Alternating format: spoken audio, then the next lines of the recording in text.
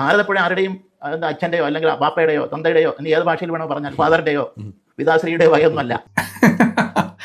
എല്ലാ ഈ കാഷായ വേഷം കെട്ടിയ വേട്ടാവളിയൻ ഏതാണ്? ഈ സന്യാസി എന്ന് വിളിക്കാൻ ഏതായാലും നമ്മളെ കൊണ്ട് പറ്റില്ല. കാരണം സന്യാസിമാരുടെ വായന്ന് ഇത്തരത്തിലുള്ള അമേത്യം പുറത്തോട്ട് വരാറില്ല. അവര് എല്ലാം ത്യജിച്ച് സുഖ ലോലുപങ്ങളൊക്കെ ത്യജിച്ച് നല്ലതിനു വേണ്ടി ജീവിക്കുന്ന ആൾക്കാർ. അപ്പൊ അങ്ങനത്തെ ഒരു സന്യാസി എന്നതിൽ ഞാൻ പറയുന്നില്ല.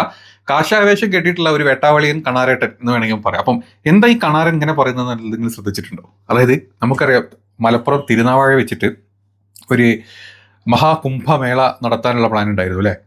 അപ്പൊ ഈ മഹാകുംഭമേളക്ക് അവസാന നിമിഷത്തിൽ ഒരു സ്റ്റോപ്പ് നോട്ടീസ് വന്നിട്ടുണ്ട്. എന്തിനാണ് ഈ സ്റ്റോപ്പ് നോട്ടീസ് വന്നിട്ട്? റവന്യൂ വില്ലേജ് ഓഫീസിനാണ് വന്നിട്ടുള്ളത് കേട്ടോ, ഇത് വേറെ ഒന്നുമല്ല. വില്ലേജ് ഓഫീസിന് ഇത് വന്നതിനുള്ള കാരണം അതെന്താണെന്ന് അറിഞ്ഞു കഴിഞ്ഞാൽ നമുക്ക് ഈ വലിയ ഡിസ്കഷനിലോട്ടൊന്നും പോകേണ്ട കാര്യമില്ല. എന്നാൽ ഇതിന്റെ ഇടയിൽ ഇങ്ങനത്തെ കുത്തിത്തിരിപ്പന്മാരായിട്ടുള്ള ഇങ്ങനത്തെ വേട്ടാവളിയന്മാർ വന്നിട്ട് ചില കാക്കുമ്പോൾ അവൻ്റെയൊക്കെ കരണക്കുറ്റിക്ക് കാരണം പൊട്ടിച്ചു കഴിഞ്ഞാൽ 32 പല്ലും കൊണ്ട് താഴോട്ട് വീട്ടിട്ടാലൊന്നും വരെ തോന്നിപ്പോകും. ഈ പറഞ്ഞ തിരുനാവാഴ മലപ്പുറം ജില്ലയിൽ, മലപ്പുറത്ത് അത്രയും ഇപ്പം മുസ്ലിങ്ങളാണ് മലപ്പുറത്ത് ഒരു 60% നിങ്ങൾ കൂട്ട്, ബാക്കി ഒരു 40% ഹിന്ദുക്കളൊക്കെ ഉള്ള സ്ഥലം തന്നെ. ഇവിടെ വാപ്പന്റെയും അല്ലെങ്കിൽ വല്യാപ്പന്റെയും മുസ്ലിങ്ങളെയൊക്കെ ഇതിലോട്ട് വലിച്ചു വിടേണ്ട വല്ല കാര്യമുണ്ടോ? സർക്കാർ വില്ലേജ് ഓഫീസർക്ക് റവന്യൂ വകുപ്പിന് ചില കാര്യങ്ങൾ തോന്നിയത് കൊണ്ട് തൽക്കാലം ഒരു സ്റ്റോപ്പ് നോട്ടീസ് വന്നത്. ഈ സ്റ്റോപ്പ് നോട്ടീസ് വന്നത് ഇനിയിപ്പോൾ ഈ കുംഭമേള നടത്തണ്ട എന്നുള്ളതുമല്ല. അതൊക്കെയാണ് ഇതിലെ വസ്തുത. ഇതൊന്നും അറിയാണ്ട് ഇവനെ പോലെ ചിലയ്ക്കുന്ന ഇത്തരത്തിലുള്ള കള്ള ആസാമിമാരുണ്ടല്ലോ, ഇതുപോലെ ഇങ്ങനെ എടുത്തിട്ട് അങ്ങ് എറിഞ്ഞു കളഞ്ഞല്ലോ നമ്മുടെ നാടൊക്കെ എന്നോ രക്ഷപ്പെടും. ഏതായാലും കള്ളസ്വാമി ബാക്കി പറയുന്ന കാര്യങ്ങളോട് കേട്ടു. എന്നിട്ട് യഥാർത്ഥത്തിൽ അവിടെ നടന്ന കാര്യം, അവിടുത്തെ തന്നെ ഈ പ്രോഗ്രാം കോർഡിനേറ്റർ ഉണ്ട്, അയാൾ പറയുന്നുണ്ട് എന്താണ് അവിടെ യഥാർത്ഥത്തിൽ നടന്നത് എന്നുള്ളത്. നമുക്ക് കേൾക്കാം.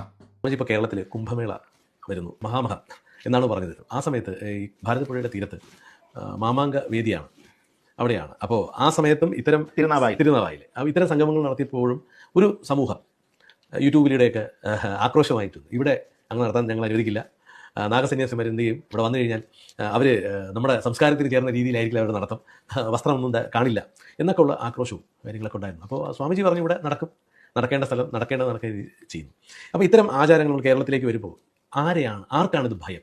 നമുക്കൊരു സുനാമി വരുമ്പോൾ ഭയപ്പെടുന്ന ആരാ? സുനാമി അനുവാദത്തോടുകൂടി വരുന്നതല്ല ഇല്ലേ എന്ന് പറഞ്ഞ പോലെ ഒരുത്തൻ്റെ അനുവാദം വേണ്ട ഇവിടെ കുംഭമേള നടക്കാൻ. മലർവാണമേ, നിന്നോടൊരു കാര്യം ചോദിച്ചു നോക്കട്ടെ. ഈ സുനാമി ആരുടെ അനുവാദത്തോടെ വരുന്നല്ല, പക്ഷെ സുനാമി വന്നാൽ ഹിന്ദു മുസ്ലിം ഒന്നുമില്ല, എല്ലാത്തിനും തോക്കും. അപ്പൊ സുനാമിക്ക് അങ്ങനെ വരെങ്കിൽ ഈ മഹാകുംഭമേള അങ്ങനെ വരും, ഇവിടുത്തെ ആൾക്കാരൊക്കെ തീർക്കുന്നതാണ് അതിന്റെ ഉദ്ദേശം. എടാ പരട്ടെ, നീ ഒരു സന്യാസിയാന്നല്ലേ നീ സ്വയം ഈ പറഞ്ഞ സംഖ്യകളെ പേടിപ്പിച്ച് അല്ലെങ്കിൽ പറ്റിച്ച് വെച്ചിരിക്കുന്നത്? അതിൻ്റെതായിട്ടുള്ള ഒരു കോമൺ സെൻസോടെ നിനക്ക് വാ തുറന്നൂടെ? എന്ത് വലിയ വിഡ്ഢിത്തരങ്ങളൊക്കെ വിളിച്ചു പറയുന്നത്. സുനാമി വന്നു കഴിഞ്ഞാൽ ഞങ്ങൾക്ക് എന്താ പറയാ, ആരോട് ചോദിച്ചിട്ടില്ല സുനാമി വരിക. പക്ഷെ സുനാമി വന്നു കഴിഞ്ഞാൽ ഹിന്ദുവും ക്രിസ്ത്യനും മുസ്ലിമും ഒന്നുമില്ല, എല്ലാത്തിനും എടുത്താൽ പോവുക. അപ്പൊ സുനാമി വരുന്ന പോലെ നീ കുംഭമേളനോട് കൊണ്ടുവരികയാണെങ്കിൽ ചിലപ്പം അതിന് എതിർക്കാൻ പറ്റുമെങ്കിൽ ആൾക്കാർ എതിർത്തെന്ന് വരും. പക്ഷേ ഇവിടെ ആരും എതിർത്തിട്ടില്ല, ഇവിടെ ഒരു മുസ്ലിം എതിർത്തിട്ടില്ല, ഇവിടെ ഒരു ക്രിസ്ത്യനും എതിർത്തിട്ടില്ല, ഈ സർക്കാർ പോലും കുംഭമേളനെ എതിർത്തിട്ടില്ല എന്നുള്ളതാണ് സത്യം. ഏതാണെങ്കിലും ഈ വേട്ടാവളിയെ അടുത്ത പറഞ്ഞ വിഡ്ഢിത്തം കൂടെ കേട്ടിട്ട് വരാം. നാഗസന്യാസിക്ക് വരണമെന്ന് വിചാരിച്ചാൽ നാഗസന്യാസി വന്നിരിക്കും, ആരും ഒരു ചുക്കും ചെയ്യാനും പോകുന്നില്ല. പിന്നെ അവർ ചിലർ തുണി ഉടുക്കും, ചിലർ ഉടുക്കാതിരിക്കും. ആരാണ് മുമ്പോട്ട് വരുന്നത് തടസ്സപ്പെടുത്തുന്നതെന്ന് കാണട്ടെ. അതിനുള്ള ശക്തിയുള്ളവർ ശേഷിയുള്ളവർ ഉണ്ടെങ്കിൽ അവർ മുമ്പോട്ട് വരട്ടെ. ഇവിടുത്തെ ഹിന്ദു ആരാണ് എന്താണ് എന്ന് അവർ അപ്പോൾ അറിയും. ഭാരതപ്പുഴ ആരുടെയും അച്ഛൻ്റെയോ അല്ലെങ്കിൽ ബാപ്പയുടെയോ തന്തയുടെയോ എന്ന് ഏത് ഭാഷയിൽ വേണോ പറഞ്ഞാൽ ഫാദറിന്റെയോ പിതാശ്രീയുടെയോ വകയൊന്നുമല്ല. ഈ ഭാരതപ്പുഴ എന്നല്ല, ഈവൻ നീ അടക്കം അല്ലെങ്കിൽ ഈ പറഞ്ഞ നാട്ടിലെ ഒരുത്തൻ്റെയും അവകാശപ്പെട്ടതല്ല ഈ ഭാരതപ്പുഴയും. ഈ പറഞ്ഞ ഒന്നും പാപ്പൻ്റെയും ഏളാപ്പൻ്റെയും മൂത്താപ്പൻ്റെയും അല്ലെങ്കിൽ വല്യച്ഛൻ്റെയും അച്ചച്ചൻ്റെയും ഒന്നുമല്ല ഭാരതപ്പുഴ. ഈ ഭാരതപ്പുഴയിൽ നിങ്ങൾ എന്ത് വേണമെങ്കിലും നടത്തിയോ കുഴപ്പമില്ല. ഈ പ്രകൃതിനോട് ഇണങ്ങി ചേരുന്ന രീതിയിൽ നിങ്ങൾ എന്ത് നടത്തിയാലും കുഴപ്പമില്ല. അല്ല യു പിയിൽ കാണിച്ച പോലെ തീട്ടവെള്ളം ഇതിലൂടെ ഒഴുകും, തൊട്ടപ്പുറത്ത് കുടിക്കുന്ന വെള്ളം ഒഴുകും, അതിൽ പോയി മുങ്ങിത്താവുന്നത് കണ്ടിട്ട് ഏറ്റവും കൂടുതൽ ഈ പരിപാടിനെ വിമർശിച്ചിട്ടുള്ളത് മുസ്ലിങ്ങളല്ലടോ, ഈ രാജ്യത്തെ ഹിന്ദുക്കളാ. നല്ലവരായിട്ട് ബോധവും വിവരമുള്ള ഹിന്ദുക്കളായിരുന്നു ഈ പറഞ്ഞ കുംഭമേളക്കെതിരെ അല്ലെങ്കിൽ അതിനെപ്പറ്റി എന്തെങ്കിലും സംസാരിച്ചില്ല. മുസ്ലിങ്ങളെ എവിടെയും ജയ് വിളിക്കാനും ജാഥ വിളിക്കാനും പോയിട്ടില്ല, നാട്ടിൽ കുംഭമേള വേണ്ട എന്നും പറഞ്ഞിട്ട്. അവിടുത്തെ അവസ്ഥ കണ്ടിട്ട്, തീട്ടവെള്ളത്തിന്റെ അവസ്ഥ കണ്ടിട്ട് കുറെ പേര് അന്ന് റീൽസ് ഇട്ടിരുന്നു. അതാരും മുസ്ലിങ്ങളായിരുന്നില്ല, അങ്ങോട്ട് മുസ്ലിങ്ങൾ പോയിട്ടുണ്ടായിരുന്നില്ല ഈ റീൽസ് എടുക്കാനും ഇടാനും. അപ്പം അത്തരത്തിലുള്ള സ്ഥലത്തോട്ട് നിങ്ങൾ ഉടുത്ത തയ്ച്ചിട്ട് വന്നു കഴിഞ്ഞാൽ, നാഗസ്വാമികൾ ചിലപ്പം ചുക്കാമണി കാണിച്ച് വന്നു കഴിഞ്ഞാൽ ഞങ്ങൾ തോന്നിയ പോലും വരും എന്നൊക്കെ പറഞ്ഞു കഴിഞ്ഞാലേ ചിലപ്പം അപ്പുറത്തുപ്പുറത്ത് പിള്ളേരെ ഈ പറഞ്ഞേണ്ടിയെന്ന് വിചാരിച്ചിട്ട് ചുക്കാമണിക്ക് വല്ലേ തെറ്റയും പിടിച്ച് വലിച്ചിട്ട് ആ വേദനയും കൂടെ ഈ പറഞ്ഞ നാഗസന്യാസിമാർ സഹിക്കേണ്ടി വരും. അതുകൊണ്ട് പറഞ്ഞത്, അല്ലാണ്ട് നാഗസന്യാസിമാർ ഉടുക്കാണ്ടതോ ഉടുത്തിട്ടോ നടന്നിട്ടോ കിടന്നിട്ടോ തുപ്പിയിട്ടോ തൂറിയിട്ടോ വന്നോട്ടെ ആരും ഒരു പ്രശ്നം പറയുന്നില്ല. പക്ഷേ ഇന്ത്യയിൽ ചില നിയമങ്ങളും കാര്യങ്ങളും ഉണ്ട്. അതുവരെ കാറ്റിൽ പറത്തിട്ടാണ് ഈ പറഞ്ഞ ആൾക്കാർ ഈ കുംഭമേളക്കൊക്കെ വന്നത് എന്നുള്ളത് നമ്മൾ അന്ന് കണ്ടതാണ്. എന്നിട്ട് ആരെങ്കിലും പറഞ്ഞു, എന്നിട്ട് മുസ്ലിങ്ങൾ വല്ലതും പറഞ്ഞു, ആരും കേസ് കൊടുത്തു ഇല്ല. അപ്പൊ നിങ്ങൾ നടത്തിക്കോ, നിങ്ങൾക്ക് നടത്താൻ പറ്റുന്ന കാര്യങ്ങളൊക്കെ നിങ്ങൾ മലപ്പുറത്ത് നടത്തിക്കുക. അതിന് വാപ്പന്റെയും വല്യാപ്പന്റെയും ഒന്നും മണ്ടക്ക് കയറാൻ നിൽക്കട്ടെ. ഒരു വാപ്പിയും വല്യാപ്പിയും നിന്റെ ഒന്നും പിന്നാലെ വന്നിട്ടില്ല നടത്തണ്ടെന്നും പറഞ്ഞിട്ട്. അപ്പൊ നിന്റെ ഉള്ളിൽ ആ ഒരു മത വെറി ഉണ്ടല്ലോ. അതുകൊണ്ടാണ് നിന്നെപ്പോലത്തെ വേട്ടാവളിയന്മാർ ഈ കാവ്യ വേഷം കെട്ടിട്ട് ഇമ്മാതിരി ചക്കച്ചുള വർത്തനം പറയാൻ വരുന്നത്. അവിടെയാണ് ഈ പ്രശ്നം വരുന്നത് മൊത്തം. അല്ലാണ്ട് ഇവിടുത്തെ ഒരു മുസ്ലിങ്ങൾക്കും മലപ്പുറത്ത് ഒരു മുസ്ലിങ്ങൾക്കും ഇതൊരു പ്രശ്നമായിട്ട് ഇതുവരെ വന്നിട്ടില്ല, അവരുടെ പറഞ്ഞിട്ടില്ല വാ തുറന്നിട്ട്. ഏതായാലും ഈ വേട്ടാവളിയിൽ ഇവിടെയും കൊണ്ട് തീരുന്നില്ല. അപ്പം വീണ്ടും ചെലച്ചോണ്ടിരിക്കുക. ചെല കിട്ടു. ഏത് ഗവൺമെന്റ് ആയാലും ഇനി ഏത് സമുദായക്കാരനായാലും മതക്കാരനായാലും മനസ്സിലായില്ലേ, അതിനുള്ള തപസ്സിന്റെ ശക്തിയും സങ്കല്പവും ചൈതന്യവും ഒക്കെ ഇവിടുത്തെ സന്യാസിക്കുണ്ട്. കാണേണ്ടാത്തവർ വരണ്ട, അത്ര തന്നെ. മുണ്ടുടുത്തേ കാണുള്ളൂ എങ്കിൽ വരണ്ട, മുണ്ടുടുത്തവരെ മാത്രം കണ്ടാൽ മതി. മനസ്സിലായില്ലേ? പക്ഷെ ഇവന്റെയൊക്കെ മക്കൾ ജനിക്കുന്നത് മുണ്ടെടുത്തോണ്ടല്ല, അമ്മ ജനിച്ചത് മുണ്ടെടുത്തോണ്ടല്ല, മകള് ജനിച്ചത് മുണ്ടെടുത്തോണ്ടല്ല. അത് ശരി. അത് ധരിച്ചിട്ട് എടോ ഞാനും ഇയൊക്കെ ഈ ബർത്ത്ഡേ സ്യൂട്ട്, നമ്മുടെ ബർത്ത്ഡേ സ്യൂട്ട് നമ്മൾ ഈ പറഞ്ഞ എല്ലാം അയച്ചിട്ടിട്ട് നമ്മൾ പുറത്തോട്ട് വന്നത്. നിന്റെ അമ്മയും എൻ്റെ അമ്മയും നമ്മുടെ വാപ്പിയും വല്യാപ്പിയും നിന്റെ അച്ഛനും നിന്റെ വല്യച്ഛനും ഒക്കെ അങ്ങനെ വന്നത്. അത് വിചാരിച്ചിട്ട് ഇപ്പോഴും പറയാൻ പറ്റും. ഇപ്പൊ ഞാൻ നാളെ റോട്ടിൽ കൂടെ മുട്ടത്തയച്ചിട്ട് നടക്കുക, എന്നിട്ട് ഞാൻ പറയാം ഞാൻ ഇങ്ങനെ ജനിച്ചത് വേണേ കണ്ടോ എന്ന് പറഞ്ഞല്ലോ, തൂക്കിയെടുത്ത് കൊണ്ടുപോകും ഭ്രാന്താശുപത്രിയിലേക്ക്. സർക്കാർ ചെലവിൽ ആന്ധ്രാശുപത്രിന്റെ ഉള്ളിൽ നിന്നെ കൊണ്ട് സെല്ലിലിടും. എടാ ഊളെ നാഗസന്യാസിമാർ ഉടുത്ത് വെച്ചിട്ട് വന്ന് കണ്ടാൽ മതി. ഓക്കെ, ഞങ്ങൾ ആരും ഒന്നും പറയുന്നില്ല, നീ എങ്ങനെ വന്നോ. പക്ഷെ നീ പറഞ്ഞ ഈ എന്താ പറയുക ഉദാഹരണങ്ങൾ ഉണ്ടല്ലോ. നീ പണ്ട് ജനിച്ചത് ഇങ്ങനെയാണ്, നിന്റെ അപ്പൻ പണ്ട് ജനിച്ചത്, നിന്റെ അച്ചാച്ചൻ പണ്ട് ഇങ്ങനെ ജനിച്ചത്, അതുകൊണ്ട് ഞങ്ങൾ തോന്നിയ പോലെ ചെയ്യും. പണ്ടൊക്കെ നമ്മളുണ്ടല്ലോ ഈ നടന്നുകൊടുക്കുമ്പോൾ റോട്ടുമ തൂറിയിട്ടുണ്ട്. ചെറിയ കുട്ടികളാകുമ്പോളേ മൂത്രമൊഴിച്ചിട്ടുണ്ട്, കട്ടുമൊക്കെ മുള്ളിയിട്ടുണ്ട്, കട്ടുമ തൂറിയിട്ടുണ്ട്. നീയൊക്കെ അമ്മയുടെ ഒക്കത്ത് കയറി തൂറിയിട്ടുണ്ടാവും. അത് കരിച്ചിട്ട് ഇന്ന് കയറിയിട്ട് കണ്ട പെണ്ണുങ്ങളല്ലേ അമ്മ എന്നെ ഒക്കത്ത് കരിങ്ങി തൂറണം എന്ന് പറഞ്ഞു കഴിഞ്ഞാൽ നടക്കുന്ന കാര്യമാണോ? എടാ ബോധവും വിവരവും വെച്ചില്ലേ, നമ്മൾ മുന്നോട്ടല്ലേ പോകുന്നത്, നമ്മൾ പിന്നോട്ടല്ലല്ലോ സഞ്ചരിക്കുന്നത്. ഒരു ഉളുപ്പുണ്ടെങ്കിൽ പറയേണ്ട രീതിയിൽ സംസാരിക്കും. നാഗസന്യാസിമാർ വന്നോട്ടെ, അവർ ഉടുത്തത് അഴിച്ചിട്ടോ അവർ പൊക്കിയിട്ടോ എങ്ങനെ വേണമെങ്കിലും വന്നോട്ടെ, ആരും ഒന്നും പറയുന്നില്ല. ഞങ്ങൾ ആരും പിന്നാലെ വരുന്നില്ല, ഒരു മുസ്ലിമും നിന്റെ പിന്നാലെ വരുന്നില്ല. ഈ ഇടയിലൊക്കെ മുസ്ലിം ഇനി വാപ്പനെയും വല്യാപ്പനെയും കയറ്റി വിടുന്നത് എന്തുകൊണ്ടാറിയോ? നിന്റെ ഒക്കെ കുണ്ടിയിലെ ക്രിമികടി ഉണ്ട്, ഈ മതത്തിന്റെ ക്രിമികടി. ആ ക്രിമികടി ഉള്ളതുകൊണ്ടാണ് നീ അതിൽ ചില വന്ന് ചിലയ്ക്കുന്നത്. ഇവിടെ കൊണ്ട് തീർക്കുന്നില്ല, അവൻ ചിലച്ചോണ്ടിരിക്കുക. അടുത്തവന്റെ ചില കിട്ടി നോക്ക്. ഇനി മുണ്ടുണ്ടോ ഇല്ലയോ, ഇത് ക്ഷേത്രങ്ങളിൽ പോലും പോകുമ്പോൾ എന്നാണ് അവസ്ഥ. അവിടെ പല ശില്പങ്ങളും ഉണ്ടാക്കി വെച്ചിട്ടുണ്ട്. ഇവനൊക്കെ പോയി അതാണ് നോക്കിക്കൊണ്ട് നിൽക്കുന്നത്. കാരണം ക്ഷേത്രങ്ങളിൽ അത് വെച്ചിരിക്കുന്നതിന്റെ കാരണം അത് നോക്കിക്കൊണ്ട് നിൽക്കുന്ന സംസ്കാരമുള്ളവൻ, ആ ഒരു ശീലമുള്ളവൻ ദൈവത്തെ കാണാക്കൂല. മനസ്സിലായില്ലേ? ഈശ്വര ദർശനത്തിന് ഇതിലേക്ക് മനസ്സ് പതിയാതെ പോകുന്നവന് മാത്രമേ സാധിക്കൂ. അപ്പൊ സന്യാസി നാഗസന്യാസി ഏത് ദീപംഭരണിയെ സംബന്ധിച്ച് അവർക്ക് അവർ വസ്ത്രം ഉടുത്തിട്ടുണ്ടോ ഇല്ലയോ എന്നുള്ളത് അവരുടെ പ്രശ്നമല്ല, ഇത് പ്രകൃതിയാണ്. ഇല്ല, നിങ്ങൾ വസ്ത്രം ഉടുക്കാതെ നടക്കണമെന്ന് ഇവിടുത്തെ ഒരു സന്യാസി ആരോട് ഇതുവരെ പറഞ്ഞിട്ടില്ല, നാളെയും പറയില്ല. അല്ല, ഈ പറഞ്ഞ അമ്പലങ്ങളില് മുസ്ലിങ്ങളാണോ കയറുന്നത്? ഈ പറഞ്ഞ അമ്പലങ്ങളിൽ ഹിന്ദുക്കളല്ലേ കയറുന്നത്? നമ്മുടെ നാട്ടിൽ ഓൾമോസ്റ്റ് 99% അമ്പലങ്ങളിലും മുസ്ലിങ്ങൾ കയറുന്നില്ല, ഹിന്ദുക്കളാണ് കയറുന്നത്. അവിശ്വാസികൾക്ക് പ്രവേശനം ഇല്ല എന്ന് എഴുതി വെച്ച വളരെ കുറഞ്ഞ അമ്പലങ്ങൾ മാത്രങ്ങൾ അല്ലാതായിട്ടുള്ളൂ. അവിടെ പോലും മുസ്ലിങ്ങൾ അമ്പലത്തിൽ കയറാൻ നിൽക്കുന്നില്ല. അപ്പൊ അമ്പലത്തിൽ കയറി ഈ ശില്പങ്ങൾ ഉടുത്ത് തയ്ച്ചിട്ട് ശില്പങ്ങളെ കണ്ട് വികാരം മൂക്കുന്നത് ആർക്കാ?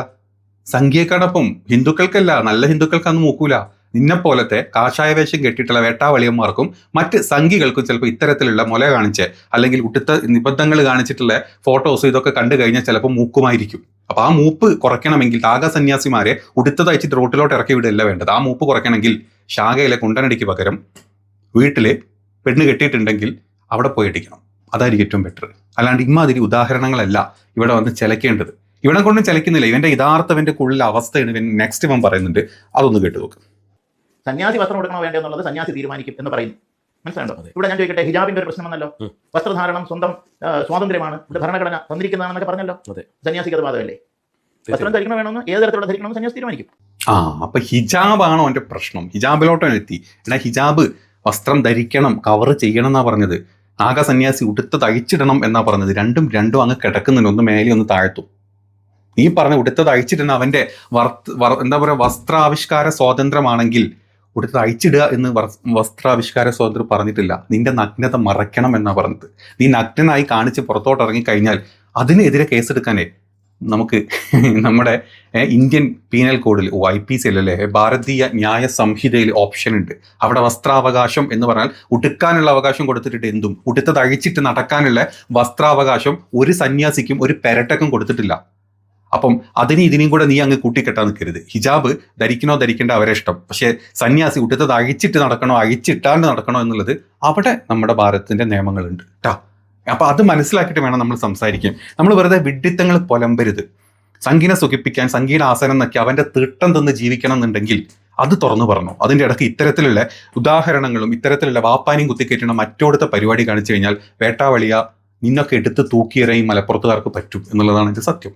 ഇനി ഈ ഒരു സംഭവം കണ്ട് യഥാർത്ഥത്തിൽ അവിടെ കുംഭമേളക്കാണോ അവിടുത്തെ എന്താ പറയുക റവന്യൂ ഡിപ്പാർട്ട്മെന്റ് സ്റ്റോപ്പ് മെമ്മോ കൊടുത്തത് എന്നുള്ളത് നമുക്ക് നോക്കാം. ഇതിന്റെ കുംഭമേളയുടെ കോർഡിനേറ്റർ, ലീഡിംഗ് കോർഡിനേറ്റർ തന്നെ പറയുന്ന ഒരു കാര്യം ഒന്ന് കേട്ട് നോക്കുമെങ്കിലും. സ്റ്റോപ്പ് മെമ്മോ വന്നിട്ടുള്ളത് അവിടെ നടക്കുന്ന കൺസ്ട്രക്ഷനാണ്. അതായത് പാലം നമ്മൾ പണിയുന്നുണ്ട്. കാരണം ഈ ക്ഷേത്രത്തിൽ നിന്ന് ആളുകളെ അപ്പുറത്ത് മണൽപ്പരപ്പിലേക്ക് കടത്തണമെന്നുണ്ടെങ്കിൽ ക്ഷേത്ര പരിസരവും റോഡും എല്ലാം വീതി കുറവും എല്ലാം ആണ്. അപ്പോൾ അതുകൊണ്ട് തന്നെ ഈ മോബ് കൂടുതൽ വരികയാണെങ്കിൽ അത് കൺട്രോൾ ചെയ്യണമെന്നുണ്ടെങ്കിൽ അതിന് വേണ്ട മിനിമം സംവിധാനം ഒരുക്കേണ്ടത് അത്യാവശ്യമാണ്.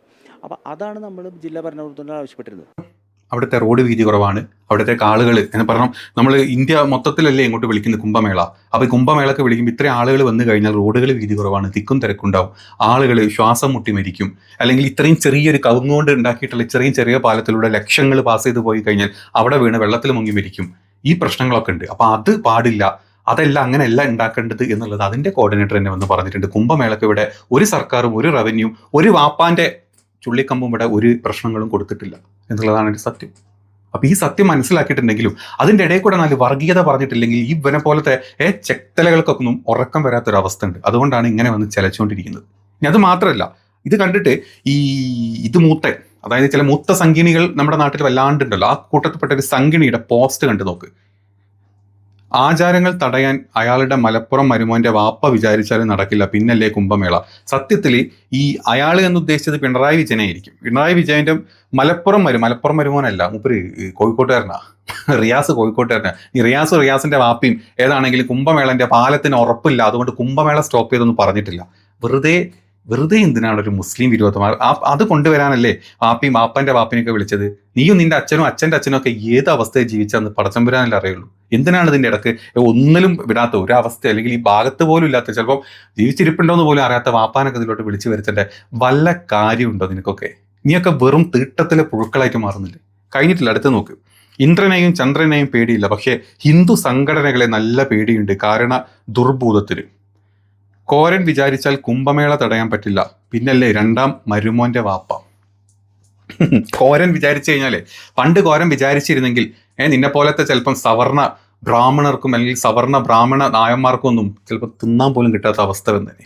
അന്ന് കോരൻ അത് വിചാരിച്ചില്ല. കോരൻ നീയൊക്കെ തൂറി കൊടുക്കുന്നവരെ തിന്ന് ജീവിച്ച പാവപ്പെട്ട ഒരു കോരന്റെ അവസ്ഥ എന്താണെന്നുള്ളത് നമ്മൾ കുറെ കണ്ടതാ. അത് കഴിഞ്ഞിട്ട് അതിനെതിരെ സ്വാതന്ത്ര്യം ചെയ്തിട്ട് അല്ലെങ്കിൽ അതിനെതിരെ സമരം ചെയ്തിട്ടൊക്കെയാണ് ഇന്ന് ഈ നാട് ഈ അവസ്ഥയിലോട്ട് എത്തിയത്.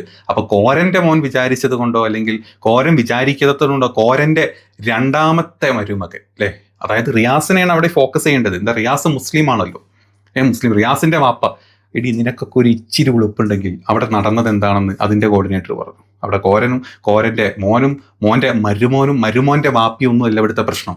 മലപ്പുറത്തെ ആളുകൾക്ക് ആരും ഇതിന് പ്രശ്നമില്ല. നിന്റെയൊക്കെ ഉള്ളിൽ ആ വൃത്തികെട്ട ചിന്താഗതി, വൃത്തികെട്ട വർഗീയ ബോധം ഉണ്ടല്ലോ, വല്ല ഇതിന് ഇടിച്ച് ചത്ത് കഴിഞ്ഞാൽ അത്രയും ഈ രാജ്യത്ത് അല്ലെങ്കിൽ നമ്മുടെ നാടിന് നല്ലത് എന്ന് ചിന്തിച്ച് പോവുക നിന്നെ പോലത്തെ ആൾക്കാരുടെ ഇത്തരത്തിലുള്ള പോസ്റ്റ് കാണുന്ന സമയത്ത്.